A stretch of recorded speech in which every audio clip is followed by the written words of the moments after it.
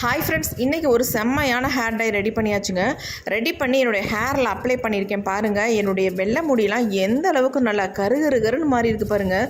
ஒரு செகண்ட்லேயே அந்தளவுக்கு நல்ல ஒரு நேச்சுரல் பிளாக் கலருக்கு சேஞ்ச் ஆயிடுச்சு.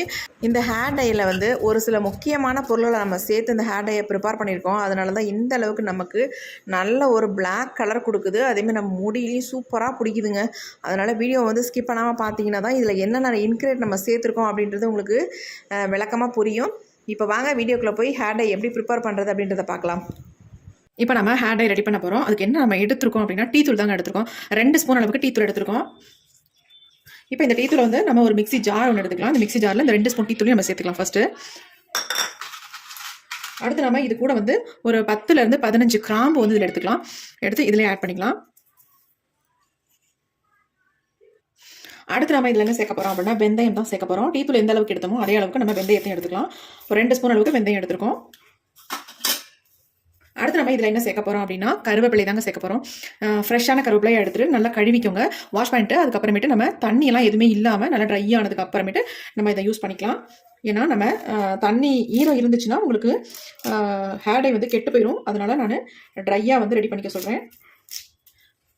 இப்போ நல்லா ஒரு கொத்த அளவுக்கு கருவேப்பிலையை உருவி எடுத்துக்கலாம்.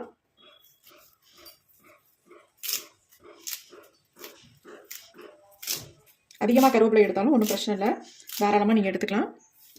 இப்போ நம்ம கருவேப்பிலையும் எடுத்தாச்சு. இப்போ இதில் என்னென்ன எடுத்துருக்கோம்னா டீ தூள், கிராம்பு, வெந்தயம், கருவேப்பிலை இது 4 தான் எடுத்துருக்கோம். இப்போ இதை நம்ம ட்ரையாக அரைச்சி எடுக்க போகிறோம். அதாவது குறைன்னு அதை உதிரியாக இருக்கிற மாதிரி ஒரு ஓட்டி எடுத்துக்கலாம்.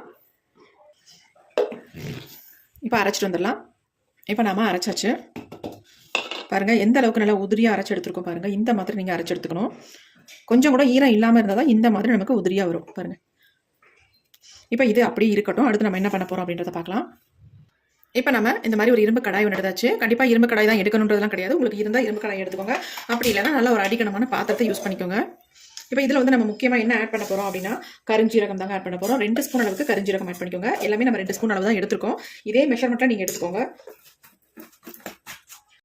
ரொம்ப சிம்பிளாக இந்த ஹேர் டையை ரெடி பண்ணிடலாம்.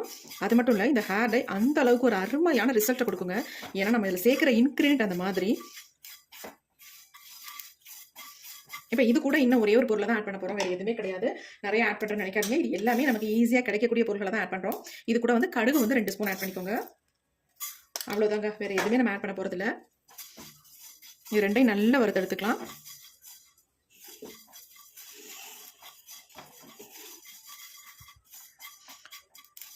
கடுகு கொஞ்சம் வெடிக்க ஆரம்பிக்கட்டும். அப்போ நம்ம அரைச்சி வச்சுருக்கோம் பார்த்தீங்களா, கடுகு வெடிக்க ஆரம்பிச்சிருச்சு. இந்த ஸ்டேஜில் நம்ம எடுத்து பொடிச்சு வச்சுருக்கோம்ல, இந்த பொடியை நம்ம ஆட் பண்ணிக்கலாம். இதில்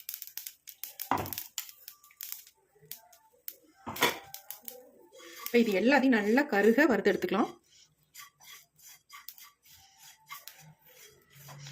இந்த பொருள்கள் எல்லாம் ஆட் பண்ணி இந்த ஹேர் டையை நீங்கள் ப்ரிப்பேர் பண்ணி பாருங்கள். ஒரு டைம் கண்டிப்பாக விடவே மாட்டீங்க. அந்த அளவுக்கு ஒரு அருமையான ரிசல்ட் நமக்கு கிடைக்கும்.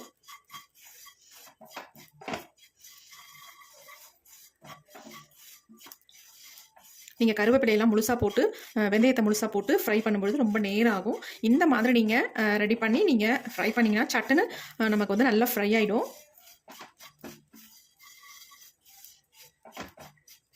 பாருங்கள், அதுங்களாடி நல்லாவே கலர் சேஞ்ச் ஆகி வருது. எந்த அளவுக்கு புகைய ஆரம்பிச்சிச்சு பாருங்கள். இப்போ நம்ம லோ ஃப்ளேமில் வச்சுக்கலாம். ரொம்ப புகை வருது, நல்லாவே கருகி வந்துருச்சு பாருங்கள். இப்போ நம்ம ஸ்டவ்வை சுவிட்ச் ஆஃப் பண்ணியாச்சு. ரொம்ப புகை வர்றதுனால நான் ஆஃப் பண்ணிட்டேன். அது இல்லாமல் நல்லாவும் வறுபட்டு வந்துருச்சு. இந்த மாதிரி வறுத்தெடுத்தால் தான் உங்களுக்கு நல்ல ஒரு ரிசல்ட் கிடைக்கும். இப்போ இதுலேயே நம்ம விட்டுட்டோம்னா ஆறவே ஆறாது. அதனால் ஒரு பாத்திரத்துக்கு அல்லது ஒரு தட்டில் நம்ம மாற்றி வச்சிடலாம். இப்போ நம்ம தட்டில் கொட்டி வச்சிடலாம். கொஞ்சம் ஆறினோன்னா எடுத்து நம்ம இதை நல்லா நைஸாக பவுடர் மாதிரி அரைச்சி எடுத்துக்கலாம்.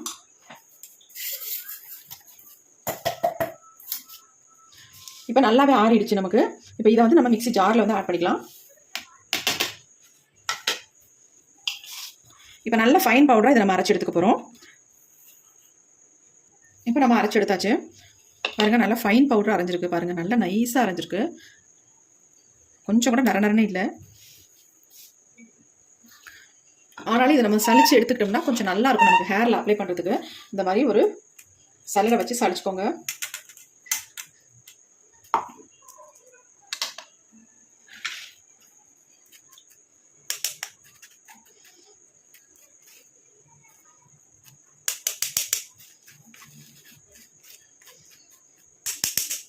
நமக்கு அப்ளை பண்ணுறதுக்கு ஈஸியாக இருக்கும். அதனால தான் சொல்கிறேன், இந்த மாதிரி சளிச்சிட்டோம்னா நல்லது.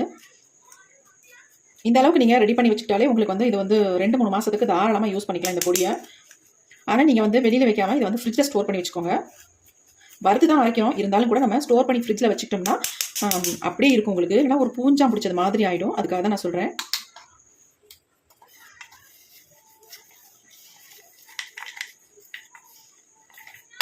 இது வந்து முக்கியமாக நம்ம கடுகு வந்து ஆட் பண்ணியிருக்கோம். அதனால ஒரு செம்மையான ரிசல்ட் நமக்கு கிடைக்குங்க.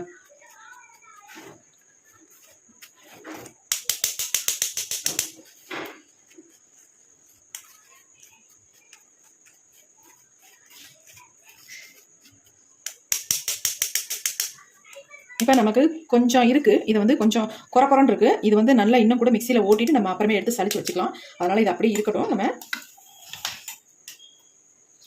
இப்போ பாருங்கள், இந்த அளவுக்கு நமக்கு இருக்குது. நல்லா பாருங்கள், நைஸாக இருக்குது. பயங்கர ரொம்ப சாஃப்டாக இருக்குங்க, கையில் எடுக்கிறதுக்கு ரொம்ப சாஃப்டாக இருக்குது. இப்போ நமக்கு ஹேர் டை பொடி ரெடி ஆயிடுச்சு. இப்போ நம்ம ஹேர் டை எப்படி ரெடி பண்ண போகிறோம் அப்படின்றத மட்டும் பாருங்கள். இதில் ஒரு முக்கியமான பொருளை தான் ஆட் பண்ண போகிறோம். நம்ம ஆட் பண்ணி தான் இந்த ஹேர் டையை நம்ம ரெடி பண்ணி ஹேரில் அப்ளை பண்ண போகிறோம். இந்த மெத்தடில் நீங்கள் அப்ளை பண்ணும்போது உங்கள் முடி வந்து நிரந்தரமாக நல்லாவே கருகருன்னு மாறிடுங்க. நல்லா எஃபெக்டிவாக இருக்கும். கண்டிப்பாக இந்த மெத்தடில் நீங்கள் இதை வந்து ட்ரை பண்ணுங்கள். இப்போ வந்து நம்ம தேவையான அளவு இதை எடுத்துக்கலாம். உங்கள் முடிக்கு எவ்வளோ தேவையோ அந்த அளவுக்கு நீங்கள் எடுத்துக்கோங்க. ஒரு 2 ஸ்பூன் அளவுக்கு நான் எடுத்திருக்கேன். இப்போ இது கூட வந்து நம்ம முக்கியமான இன்னொரு பொருளை தான் ஆட் பண்ண போகிறோம். பொடி. அது என்ன பொடி அப்படின்னா அவரி பொடி தாங்க. இந்த அவரி பொடியை வந்து இது கூட 1 ஸ்பூன் அளவு மட்டும் நீங்கள் சேர்த்துக்கோங்க. 1 ஸ்பூன் அளவு மட்டும் நம்ம சேர்த்தா போதும், வேறு எதுவுமே சேர்க்க வேண்டாம். இப்போ இதில் வந்து நம்ம என்ன சேர்க்க போகிறோம் அப்படின்னா, மெயினாக கோகோனட் ஆயில். நீங்கள் எல்லார் வீட்லையும் நமக்கு இருக்கிறது ஈஸியாக கிடைக்கக்கூடியது என்னன்னா கோகோனட் ஆயில், அதாவது தேங்காய் எண்ணெய். அது இருந்தால் ஆட் பண்ணிக்கோங்க. அது இல்லை உங்கள்கிட்ட கடுகு ஆயிலாம் இருக்குன்னா தாராளமாக கடுகு ஆயில் யூஸ் பண்ணிக்கோங்க. இப்போ நான் வந்து இதில் வந்து கோகோனட் ஆயில் தான் யூஸ் பண்ண போகிறேன். நல்லா 1 ஸ்பூன் அளவுக்கு கோகோனட் ஆயில் ஊற்றிக்கோங்க. இன்னும் கொஞ்சம் கூட ஊற்றிக்கலாம். பாருங்கள், செம்மையாக ஒரு ரிசல்ட் கொடுக்குங்க. இதை வந்து நீங்கள் டெய்லியும் உங்கள் ஹேரில் அப்ளை பண்ணுங்கள். அப்ளை பண்ணிவிட்டு வாஷ் பண்ணிக்கோங்க. இதை வந்து தொடர்ந்து நீங்கள் 1 மந்த்துக்கு யூஸ் பண்ணிக்கிட்டே வாங்க. உங்கள் முடியெல்லாம் டோட்டலாக பிளாக் ஆகிடுங்க. பாருங்கள் எப்படி இருக்குது. எடுத்துருவோம், ஏன்னா அப்போ தான் உங்களுக்கு நல்லா தெரியும். அதனால தான் பாருங்கள் எப்படி வந்திருக்கு பாருங்கள் ஹேர் டை. நீங்கள் இதில் அவரி பொடியும் ஆட் பண்ணி அப்ளை பண்ணும்பொழுது உங்கள் முடியில் செம்மையாக பிடிக்குங்க. செம்மையான ஒரு ரிசல்ட் கிடைக்குங்க. பாருங்கள் எப்படி இருக்குன்ட்டு. இந்த மெத்தடில் நீங்கள் ஒரு முறை வந்து ட்ரை பண்ணி பாருங்கள். அமேசிங்கான ரிசல்ட் உங்களுக்கு கிடைக்கும். எப்படி இருக்கு பாருங்கள். இதை நான் உங்களுக்கு என்னுடைய ஹேர்லையும் அப்ளை பண்ணி காட்டுறேன். எந்த அளவுக்கு என் முடியில் வந்து நல்லா கருகருன்னு மாறுது பாருங்கள். என் முடி, வெள்ளை முடி எல்லாம் டோட்டலாக பிளாக் ஆகி காட்டும். இதை வந்து நீங்கள் அப்ளை பண்ணிவிட்டு ஒரு கோம்பு போட்டு சீவிட்டு வெளியே போய்க்கலாம்.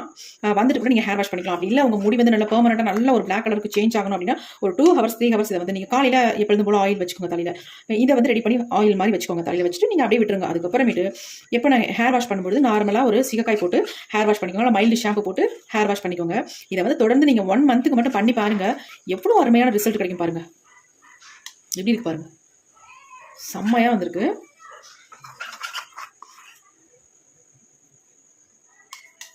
கொஞ்சம் நான் கையில் எடுத்து காட்டுறேன் உங்களுக்கு.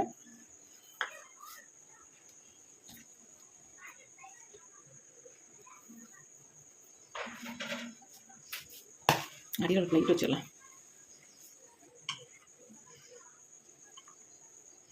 பாருங்க எப்படி இருக்குன்ட்டு. என்னமா கருப்பாக இருக்கு பாருங்க. என்ன மாதிரி கருப்பாக இருக்கு பாருங்க. செம்மையாக ரிசல்ட் இருக்குங்க. நீங்கள் அதை அவரிப்பொடி ஆட் பண்ணும்போது அவ்வளோ அருமையான ஒரு ரிசல்ட் நல்லா கிடைக்கும். பாருங்க எப்படி லைட்டாக தொட்டால் போதுங்க, அப்படி ஒட்டிக்குது. இங்கே பாருங்கள், லைட்டாக தான் நான் ஸ்ப்ரெட் பண்ணுறேன், அப்படி ஒட்டிக்குது. இதை நீங்கள் கழுவுனா கூட போகாதுங்க, அந்த அளவுக்கு நல்லாவே பிடிச்சிக்கும். நீங்கள் 2-3 தடவை நல்லா ஷாம்பு போட்டு வாஷ் பண்ணணும். அந்த அளவுக்கு உங்கள் கையில் உங்கள் முடியல வெள்ளை முடியல அந்த அளவுக்கு உங்கள் பிளாக் ஆக்கி கொடுக்கும். நல்லா கருகருன்னு மாற்றி கொடுக்கும். இதை வந்து தொடர்ந்து நீங்கள் யூஸ் பண்ணிட்டு வாங்க. நிறைய விதமாக நம்ம ட்ரை பண்ணிகிட்டு இருக்கோம். அதில் வந்து இந்த ஹேர் டை வந்து ரொம்ப ரொம்ப முக்கியமாக உங்கள் முடி நல்லாவே கருமையாக்கி கொடுக்கும். கண்டிப்பாக இந்த மெத்தடில் ஒரு டைம் மட்டும் ட்ரை பண்ணி பாருங்கள். பாருங்கள் எப்படி இருக்குங்க.